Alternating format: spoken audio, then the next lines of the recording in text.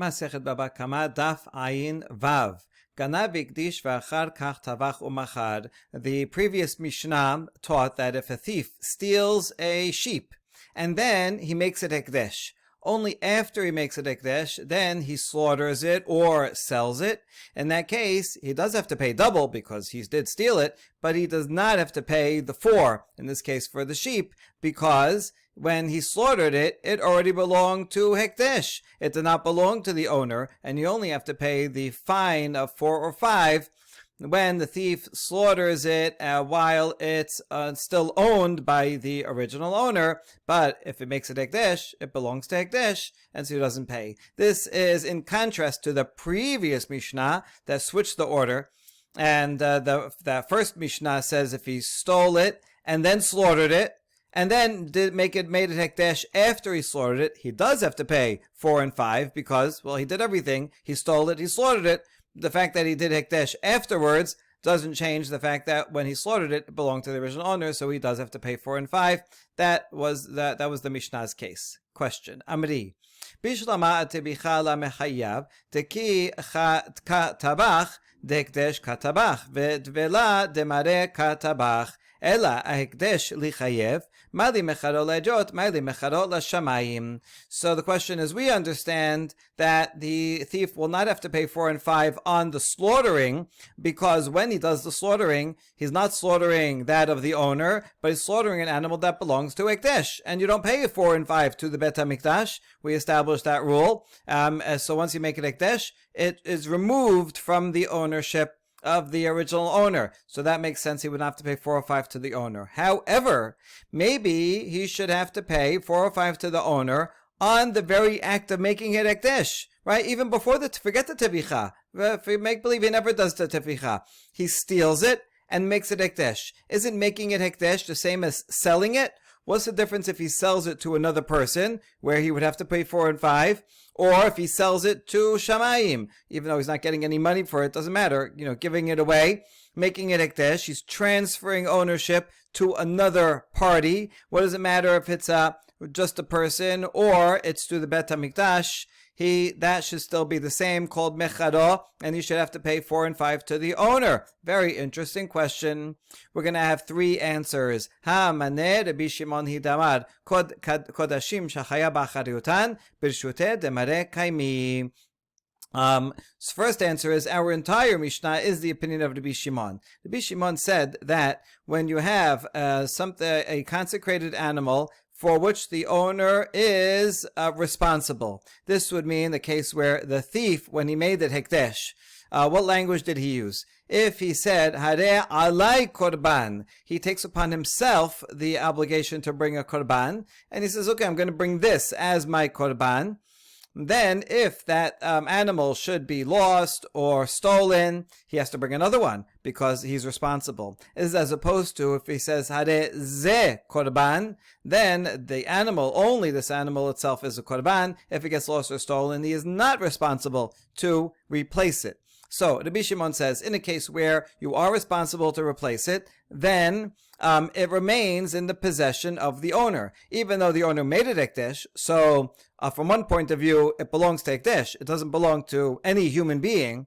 On the other hand, since if it would get lost, the one who made it Hekdesh would have to replace it. So indirectly, he's responsible and he has to, it costs some money. And therefore, in that sense, he does remain the owner.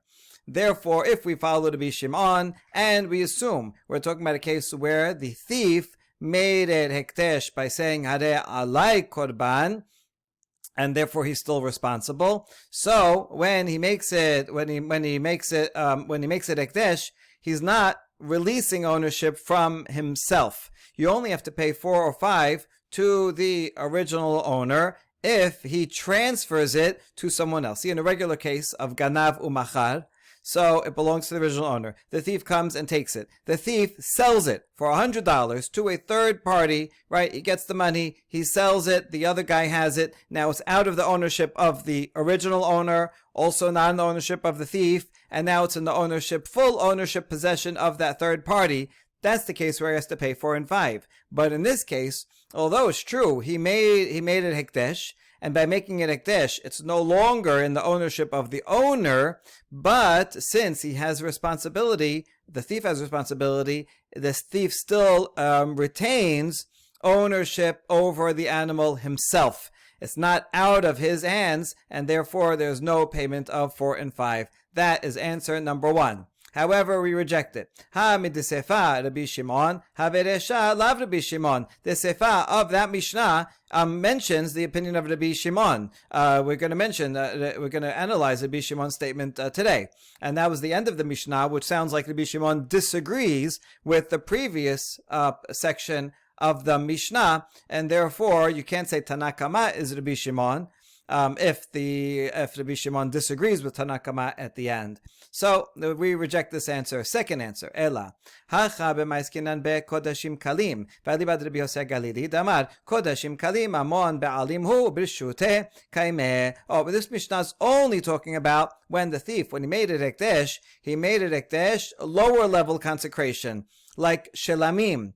And we're assuming the opinion of Rabbi Yosef Galili, who says that when it's kodashim kalim, these are animals there, like shelamim, that the owner brings it to the Bet HaMikdash, and it's true, the Kohanim, they take part of it and they put it on the Mizbeach, a small part, but most of it goes back to the owner who eats it. He has to eat it in Jerusalem, he has to eat it in sanctity, but the owner still eats it. So there's a machloket. So is it that the whole animal belongs to God, but God allows the owner and other people who want to join him to share? Or is it that it actually belongs to the owner? Rabbi Yosef Galili says it belongs to the owner.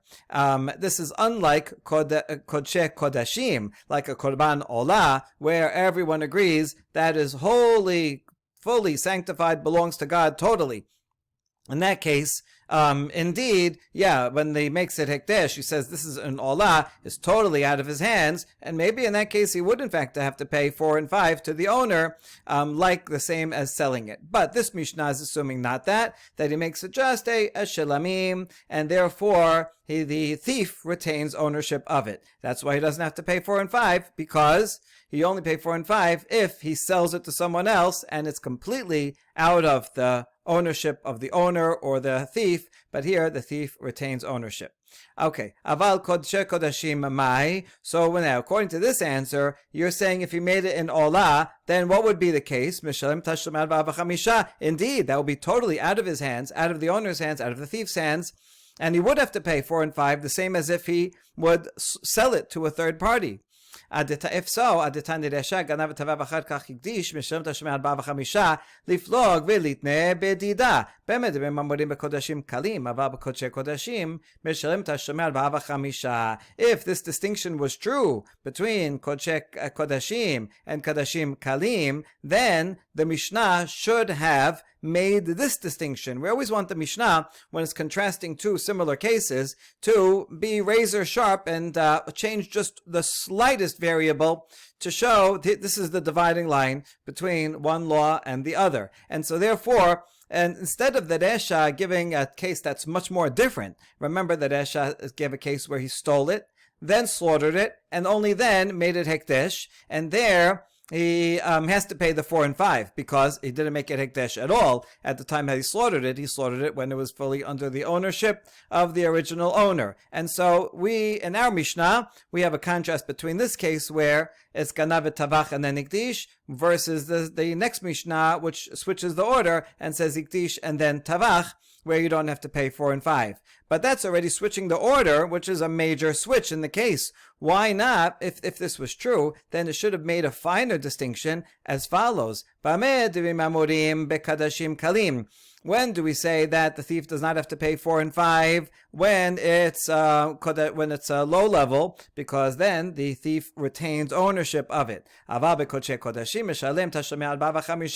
he made it a korban olah, then that's kodshe kodashim is totally out of his hands, and he would have to pay. And there you could keep the order the same as in this Mishnah, where he first stole it, then made it hekdesh, and then slaughtered it. And within that same order, there's a very fine distinction between whether it's kodashim kalim or kodshe kodashim. And so the Mishnah should have taught that if in fact was the case, and therefore we reject this answer also. No, it can't be that there's such a fine distinction that the Mishnah didn't say. Ela, third and last answer. Le'olam lo shena kodesh kodashim lo shena kodashim kalim. It makes no difference what type of hekdesh he made it. Tosafot, by the way, point out that if he would made it Kodshe Bedek Habayit, he consecrated the thing as a gift, the monetary value of it, then it is out of his hands, and would have to pay.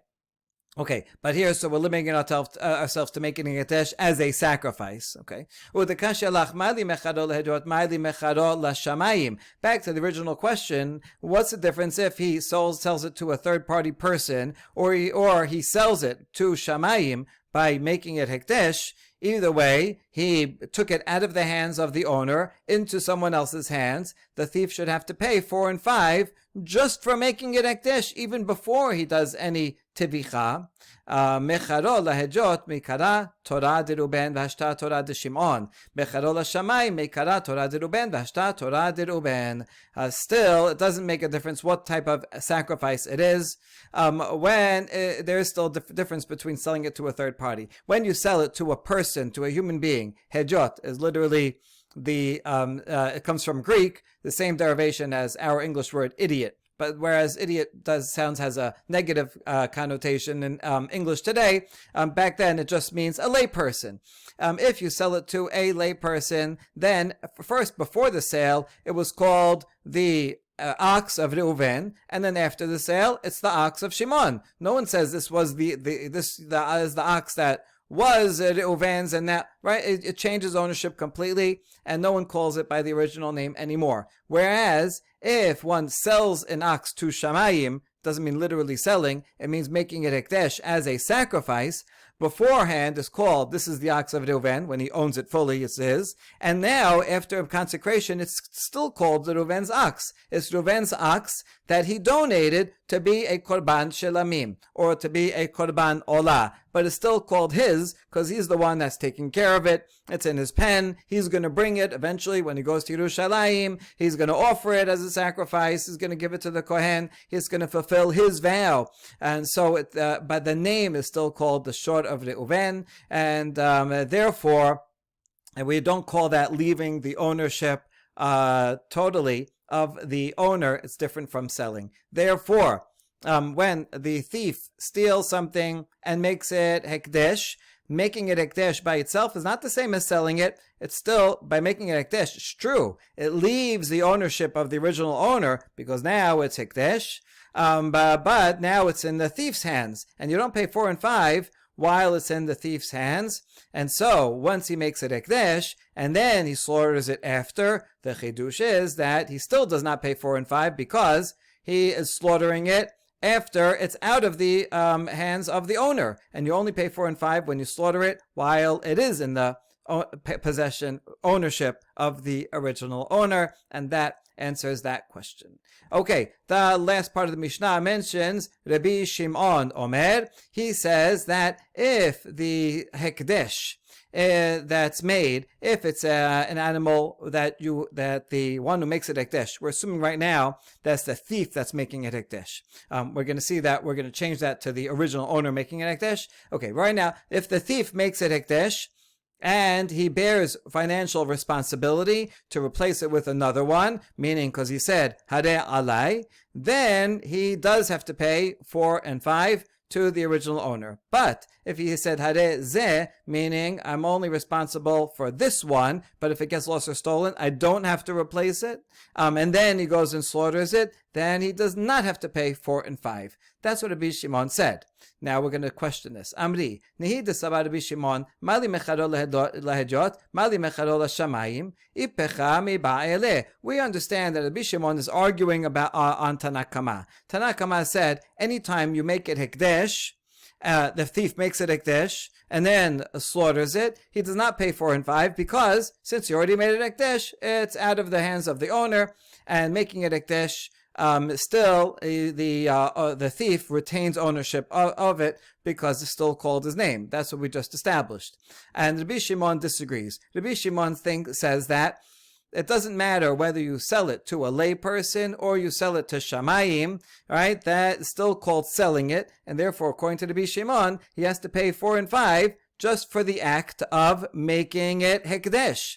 Okay, I understand. But now, if that's going to apply in only one type of hekdesh, it should be the opposite. Not the way Rabbi Shimon said. Rabbi Shimon says, if he says Hadeh Alai and he's responsible, then he does have to pay. Otherwise, he doesn't have to pay. It should be the other way around, as we elaborate. Kodashim shechaya b'acharayutan patur, takati lo nafak mirshuteh.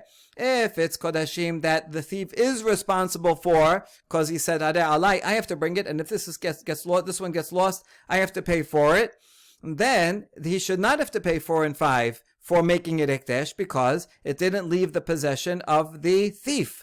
The thief only pays 4 and 5 when he sells it, for example, to a layperson, and it's completely out of his hands. Then he has to pay 4 and 5. But here, although he made it hekdesh, but he's still responsible for it, so he still partially owns it, so he should not pay 4 or 5 in that case. Whereas the other way around, kodashim she'eno chaya b'acharutan hayav demapeki le mirshuteh. If he said this particular animal is hekdesh, and therefore he's not responsible if it gets lost or stolen, so he's totally not responsible. In that case, it's totally out of his hands. So by making it hekdesh in that way, he should be responsible. He should have to be liable to pay 4 and 5 to the owner. That's where you should be. But Rabbi Shimon said the opposite. So how can we explain the Rabbi Shimon? Answer: Amreh Rabbi Shimon amirta hariti ka'eh. No, you think Rabbi Shimon was talking about that case, the same case as we were just talking about in the Mishnah that Tanakama addressed?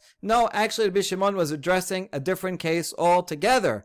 V'hachi katani, here's how you have to understand the Mishnah. En hagonev achad hagadam b'shem tashlomei arba v'chamisha, v'chen gonev hekdesh mibet be'alim patur. Number 1, if a thief steals from another thief, and that second thief slaughters it or sells it, the second thief does not have to pay 4 and 5. Only the original thief, if he sells it or slaughters it, has to pay. But if the original thief stole it, thief number 1 stole it, someone else stole it from the thief and slaughters it, he does not pay. Okay, that's principle number 1.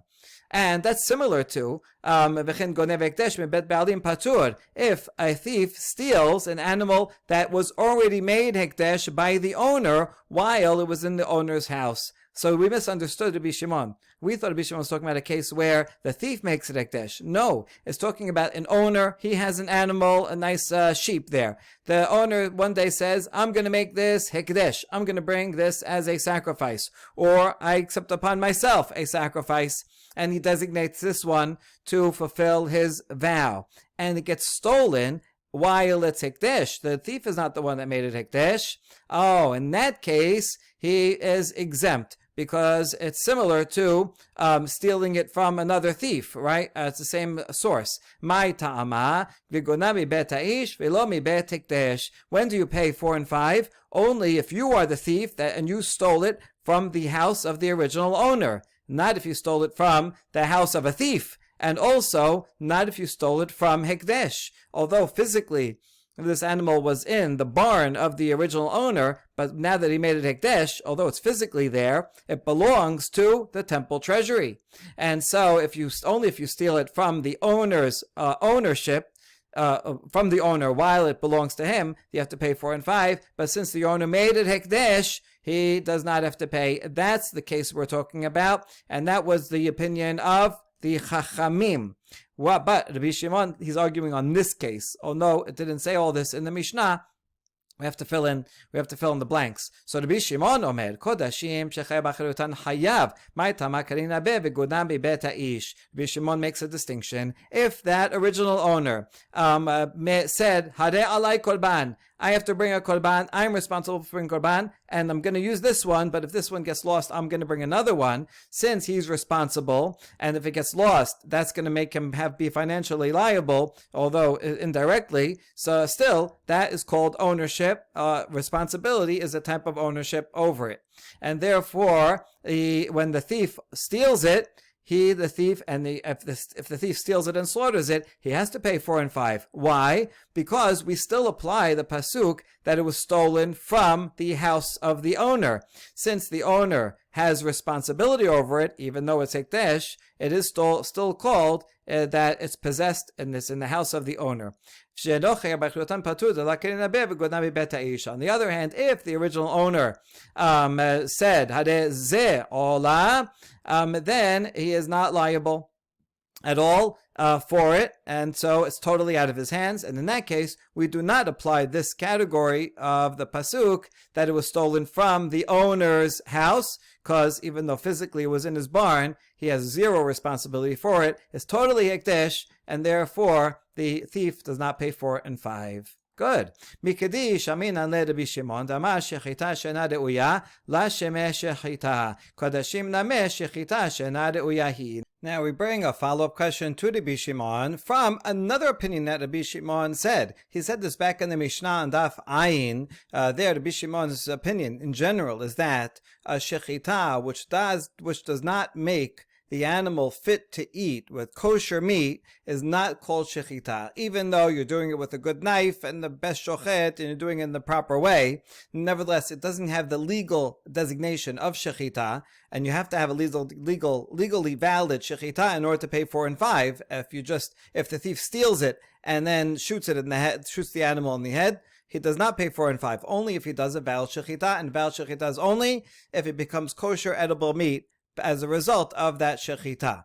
Now, we know that Rabbi Shimon said that, so let's apply that to what the law that he just said. We just talked about a case where the owner makes an animal hekdesh, and then the thief comes and steals it while it's hekdesh, and then slaughters it. Now, where is the thief slaughtering it? He's not bringing it to the Bet HaMikdash. He's slaughtering it in his backyard. That's what we're assuming right now. So he's slaughtering this animal, that's hekdesh, in his backyard. That's not allowed. If you do, that's shechuteh hotz, and that meat is not permitted. So therefore, even though the shechita is done technically in the right way, but it doesn't lead to kosher meat, and therefore this is not called shechita, and so there is no way that the person would have to pay 4 and 5, even if the original owner accepted responsibility over it and said Hare alai ola, in which case Rabbi Shimon said, then the thief who steals it and slaughters it has to pay 4 and 5. Yeah, but he slaughtered in his backyard, so then it's not a kosher shechita.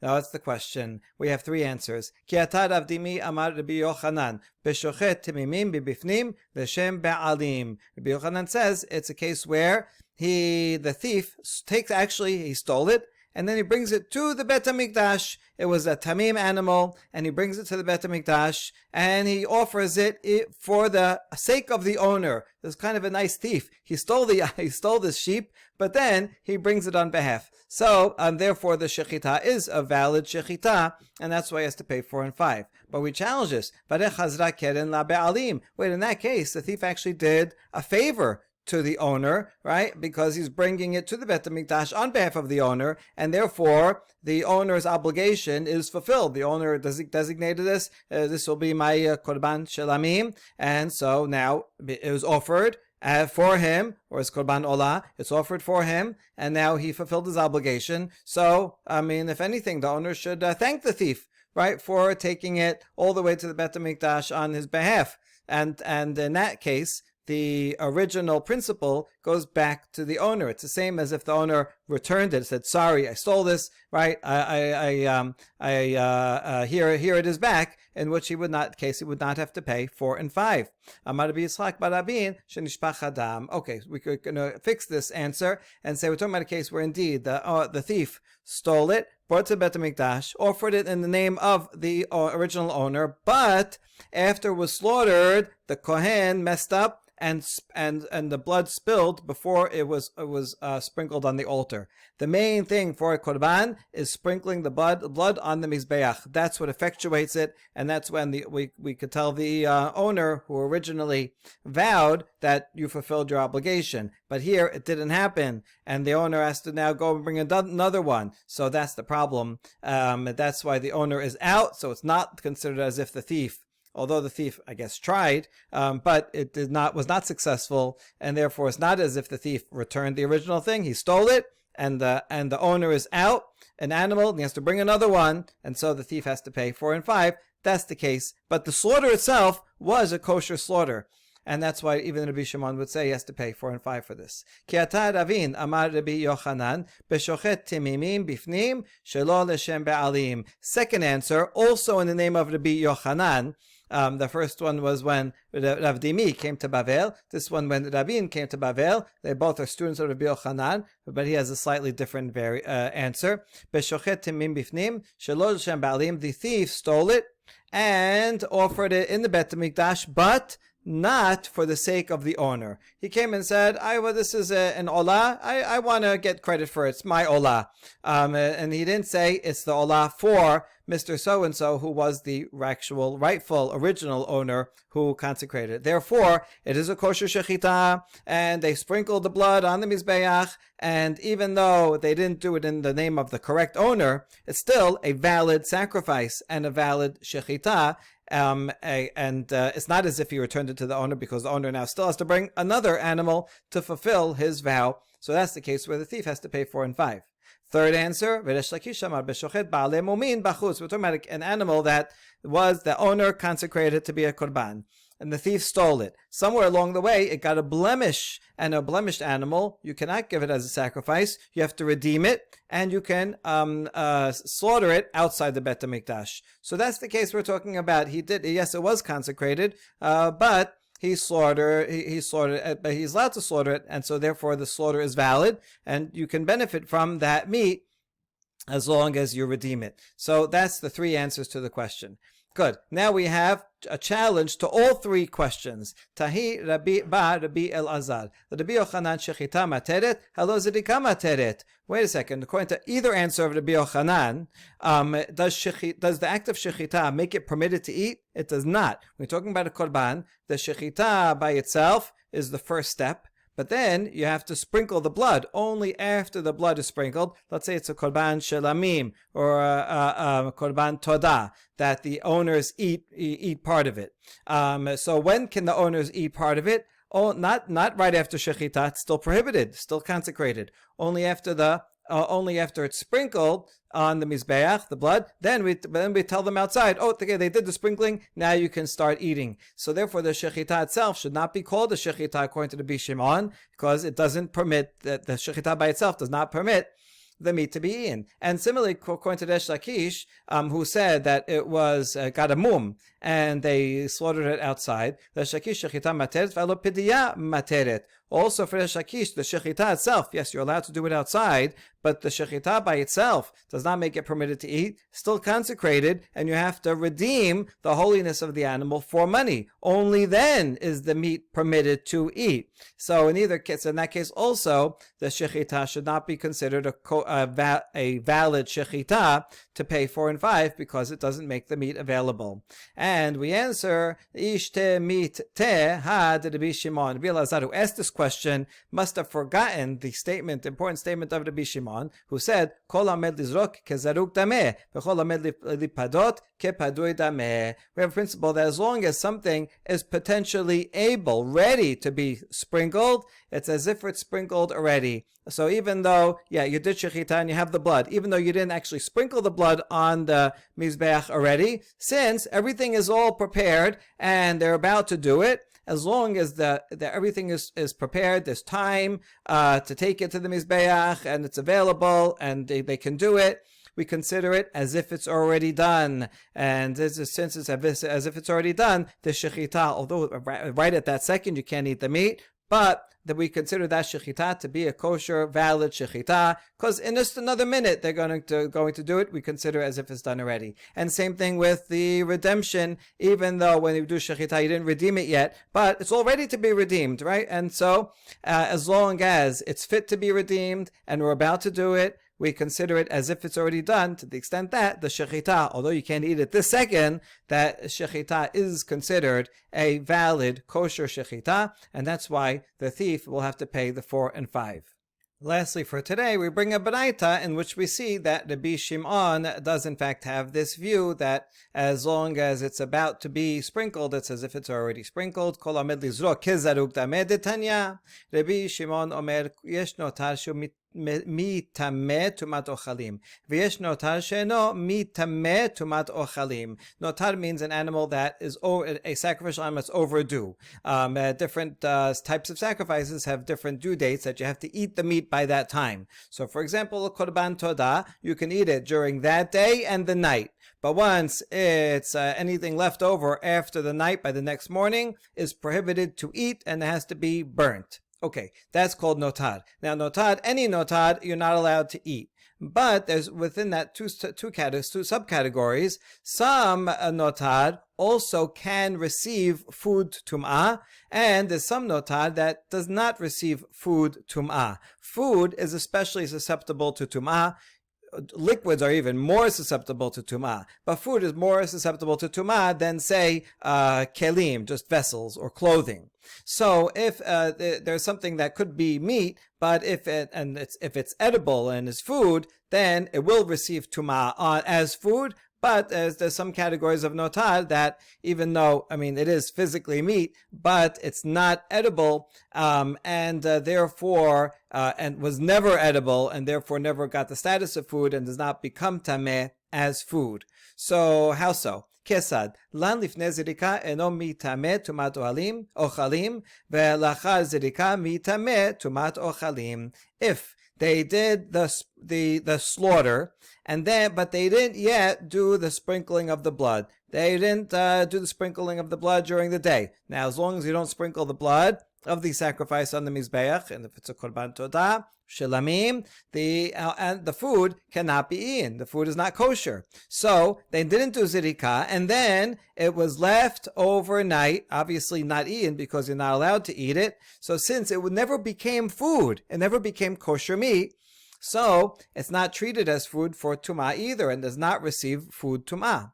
But if it was slaughtered and they did the sprinkling of the blood right during the day, and then it becomes edible. So now it's food, and then anything that's left over till the next morning, not only is it become prohibited and you have to burn it, but also if something touches it that would make food tameh, that it would make it tameh, because it is food. Makes sense. V'kaimalan, my lifnei zirika kodem shenir'eh lizrika, my lachar zirika lachar shenir'eh lizrika. And when we discussed the source, we explained that what does it mean before zirika? It doesn't mean literally before it was sprinkled. It's before it was it was fit to be sprinkled, and after sprinkling means after it's fit to be sprinkled. What do you mean fit to? We'll explain. Kodem shenir'eh lizrika lan maihi. What does that mean that before it was fit to be sprinkled?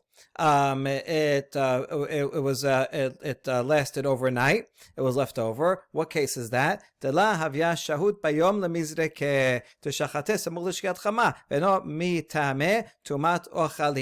there was not enough time in the rest of the day to do the sprinkling, because they did the shechita right before sunset. All the activities in Bet HaMikdash have to be done during the day. So 30 seconds before sunset, they bring this animal, they do shechita, collect the blood, and now, there's only 5 seconds left. Then someone has to run over to the Mizbeach and sprinkle the blood. There physically is not possibly enough time, no matter how fast they run. So since zirika is impossible to do, that's what's called that it was before zirika, and since there's no possibility even there was no possibility of sprinkling it, so it could never have become kosher food, so it does not receive tum'ah as food. Lachar shenir'eh lizrika lan dehavyashut bayom lemizreke mitameh tumat ochalim alma kol hamed lizrok kezeruk dameh. However, if the other category, that if it was after it was fit to be sprinkled, then it was left overnight, that means that there was enough time during the day to sprinkle it. Then it does receive food tum'ah. In other words, you have an hour before sunset, they did the shechita, and now there's plenty of time. Any kohen could walk slowly and still get to the mizbeach and sprinkle it. So then it does receive food tum'ah. Even if they didn't actually sprinkle it for some reason, someone just forgot about it and didn't actually sprinkle it, because it had the potential of being sprinkled, therefore we consider it as if it already did, and we now treat it as food, so that it does receive food tum'ah. What do you see from this? And this was all the opinion of Rabbi Shimon. We see that Rabbi Shimon thinks that as long as it could be sprinkled, we consider it as if it's already sprinkled. And the same thing with the shechita. Once you do shechita, and we consider that shechita to be a kosher shechita, even though technically you can't eat it right away because you have to do the sprinkling, but as long as there's nothing stopping you, there's time available that you could do the sprinkling, it's as if you did the sprinkling, and that's why the shechita is called a shechita, and that's why the thief that steals it, and according to Yochanan, and brings it to the Bet HaMikdash, and it is slaughtered in the Bet HaMikdash, even though it can't be eaten until after sprinkling, that's okay, because as long as it could be sprinkled, the shechita is considered a shechita, and therefore the thief has to pay 4 and 5. We'll see on the next stuff the source that Rabbi Shimon says that kol hamed lipadot kepadui dameh. That's for the answer of Resh Lakish, that says that he slaughtered it outside the Bet HaMikdash because it had a mum, and even though he can't eat it immediately because it has to be redeemed, as long as it can be redeemed, we consider it as if it has already been redeemed. Baruch Adonai Leolam, Amen ve'Amen.